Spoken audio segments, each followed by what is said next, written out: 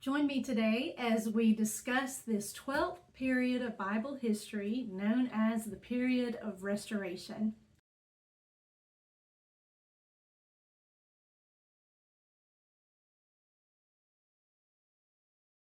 Thank you for joining me today as we discuss this 12th period of Bible history called the period of restoration. Now, if you have been following along with our lessons, you'll recall that in our last lesson, we talked about the period of captivity. And this period of captivity, you'll remember, happened because God allowed it to happen because of the disobedience and unfaithfulness of his people. It had happened a time period or two before with Israel, that northern kingdom, because of their disobedience, in the nation or the empire of Assyria came and destroyed the nation of Israel. They mixed the race, so it destroyed the nationality of Israel, that nation of Israel. And then the same couple of hundred years later, the same thing happened with the nation, that southern kingdom of Judah. By then, in the world, the Babylonian Empire had taken control. So now it was Nebuchadnezzar, the king of Babylon, who was coming into Judah, and he took captives. There were about 3 waves of captives taken into Babylon. Daniel was one of those young men taken to Babylon. And last lesson, we studied about those years of captivity of Judah, and we talked a lot about Daniel. So in that period of captivity, Daniel, as he got older, Nebuchadnezzar, of course, passed away, and other kings are in his place. But there's a night where there is a king, Belshazzar. Now, people have said that he is maybe not a king, more an appointed ruler. He's maybe not the top king in this area, that he was just given, time or given authority to rule over this area. But for whatever reason, though, he was having a big party one night, and they were actually using the utensils that had been stolen from the temple and looted, and they had kept them, and now they're having just a big party, totally not honoring that those are God's, the temple of God, Jehovah, the things that go in his temple. And so then there's this writing on the wall. This is in the book of Daniel. And they get Daniel, because he's known to be able to interpret dreams, to come in and say what the writing means. And he says to Belshazzar, God is saying that your kingdom is going to end, that you've been found wanting. He wasn't giving any honor to God at all. Even like Nebuchadnezzar had eventually given honor to God as the God of heaven. And so Daniel tells Belshazzar that he's going to, his kingdom's going to come to an end. And it happened that very night. And at the very end of that time period, or at the very end, we're told, I think it's chapter 5 in Daniel, that Darius the Mede received the kingdom. And the rest of the book of Daniel, the king is called Darius. Now, this is a point of confusion during this time period of captivity. And I want to talk about this now because it relates to the time period that we're going to speak of today. Because Cyrus is the one historically credited to taking over and conquering Babylon. Cyrus the Great, the Persian king.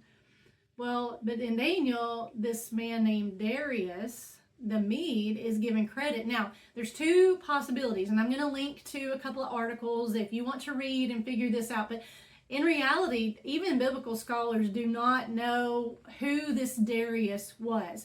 2 leading thoughts is that since this was the Medo-Persian Empire, the Medes and the Persians had combined efforts to create a larger empire, that possibly Cyrus is the main king, but he is also like a co-regent with this Mede named Darius. That's a possibility. Another possibility is that they are the same person, that this was just a name given to Cyrus at that particular time, that Daniel is giving him, calling him by this name. Ezra calls him by Cyrus. So it can be confusing. Anytime you're dealing with ancient history, it's confusing because we rely a lot of times on outside sources, especially when you think of rulers. So I just want to encourage you, check out the articles. That's always very helpful. So that's where we're starting today, is a decree made by Cyrus the Great. So this decree made by Cyrus the Great is what began this period of restoration. For 70 years, the nation of Judah had been taken captive and been in captivity in the land of Babylon, in that empire. They knew it would end. God had already prophesied and told prophets that this was going to last about 70 years. And so and you remember in our last lesson, it was also prophesied that Cyrus would be the one to restore the nation, to send them back home. And sure enough, that had happened like 200 years before he was, or at least 150 years before Cyrus was even born, when those words were written. But here is Cyrus, the king of Persia.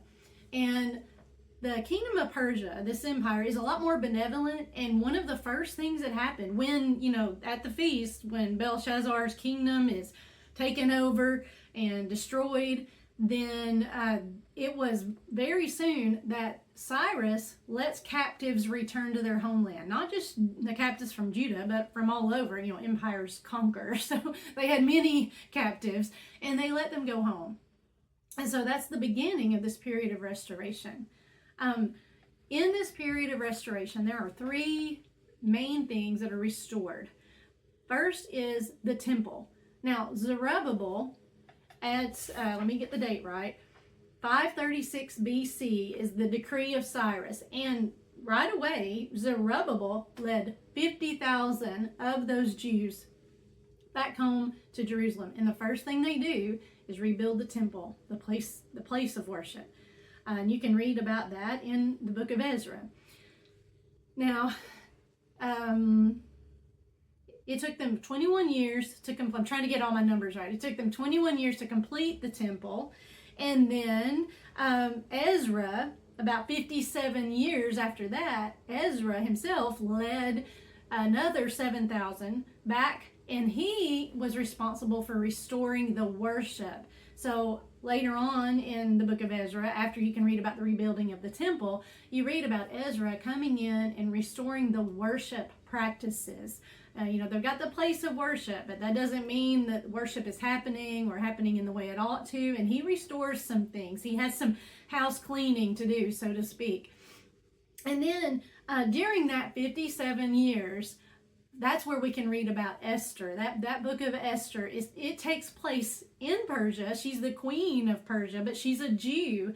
And this represents this time period where maybe not all of them had returned home. Some of them never returned home. They had a choice. It doesn't mean they weren't faithful Jews at this point, because they still could have come in and worshiped like they were commanded to do yearly, and to do all of those things. But it's just a representation of what life was like during the captivity, and how God raised Esther up to protect her people. And so when you read that book, you're reading about this leftover period of captivity where Esther is still there and other Jews are still there and active in the community, active in, the kingdom and the palace even. Like Mordecai, her uncle, was still active in that palace.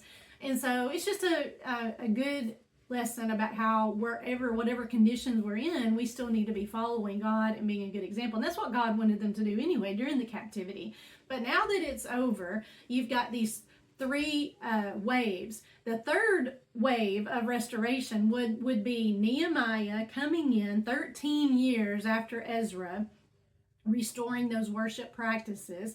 He comes in, of course, this is in the book of Nehemiah, and he rebuilds the wall around Jerusalem. It's in terrible shape. It's been destroyed by the Babylonian captivity, the Babylonian forces when they took the Jews captive. And so these are the things they're restoring: the temple, the worship and worship practices, and also the walls around Jerusalem itself.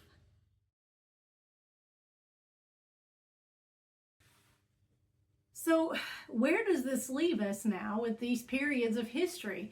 Actually, the periods of history that take place in the Old Testament, we're done with the Old Testament. Now, you might, if you looked in your table of contents in your Bible, if you've never studied the Bible this way, if you've never looked at it chronologically, or if you're new to Bible study, you'll notice that there are many books still left after that book of Nehemiah. When these Jews have returned to their nation of Judah, to the city specifically of Jerusalem, that's the end of the history of the Old Testament. But there's many books after Nehemiah. So it's important just to remember that, like, for example, you'll see right after Nehemiah, you're going to find the books of poetry. There's Job, Psalms, Proverbs, Ecclesiastes, and the Song of Solomon. Now, Job, you remember earlier, that book took place during the patriarchal age, but because it's poetry, it's grouped with the books of poetry in the Bible. And then Psalms, many of them were written by David and collected by David. So those are really taking place during this period of the United Kingdom that we discussed, where Saul and David and Solomon reigned, and then Solomon with his many of the Proverbs were written by Solomon, and the book of Song of Solomon and Ecclesiastes were written by Solomon. And so those would be taking place during the United Kingdom. But then you have 17 books later, and these are all books of prophecy. And we've mentioned many of these. Like for this period today that we're discussing, the restoration period, the prophets of Haggai, Zechariah, and Malachi correspond with this particular 12th period of Bible history, the period of restoration. Other prophets, as we've studied, as I've mentioned, for instance, Isaiah was a prophet during the time of the divided kingdom. And then there are others that were prophets during the time of Judah alone. And then there were prophets who prophesied, like Daniel and Ezekiel, during this period of captivity. So you can see, like, all of those prophets, the books of prophecy, correspond to these books of history, these periods of history that we've discussed. So if you're wanting to know, like, the chronology of the Bible, then it really ends with Nehemiah. The Bible, the Old Testament books are grouped by type of book, not necessarily in order of, how events happened. I'm going to link to a chart. It's very helpful. It kind of gives you in chronological order the books of the Old Testament, so you can see, like, it's going to place Esther and Nehemiah and Ezra in this period of restoration, and you can see where it will end. It also will take those books of prophecy, those 17 books at the end of the Old Testament, and it's going to place those prophets in at the time period that they would have been prophesying and telling and teaching people. So it's so important to wrap these big chunks of the Bible around our head. We still have 3 more to go. So it's going to be exciting. But as far as the Old Testament, which of course is a lot larger than the New Testament, it really helps, because when you study the prophets, it's really good to study them along with the books of history, because it will mean more. It's going to be better understood if you know what's going on, like in the nation of Israel or in the nation of Judah or during this captivity, and it will make more sense, because they're hard to understand anyway. So it might be a little bit easier if you already know. So print out the Bible chart, stick it in your Bible. I think it would really help you to put the big pieces of the puzzle together. Next week, we're going to talk about a really interesting time period called the time between the Testaments. It's very interesting because we don't usually talk about that time period, but there are so many important things that happen during that time period. So that's going to be the 13th period of Bible history, the period between the Testaments. So please join me. Please like and share these videos. It really helps for people to be able to see them, to come across, the algorithm and all of that stuff. So please help do that. Give me feedback. I would love feedback from any of you. Be nice, but feedback about what is useful. Sometimes these videos don't really happen in the way that I first envisioned it, but I'm pressing on, even though we've had lots of life happening, which I'm not going to get into, but so I'm really trying to be consistent, and get back into the habit of recording these videos. So please give me feedback, things that you would like to see coming forward. I would really appreciate that. But please join me next time for the 13th period, the period between the Testaments.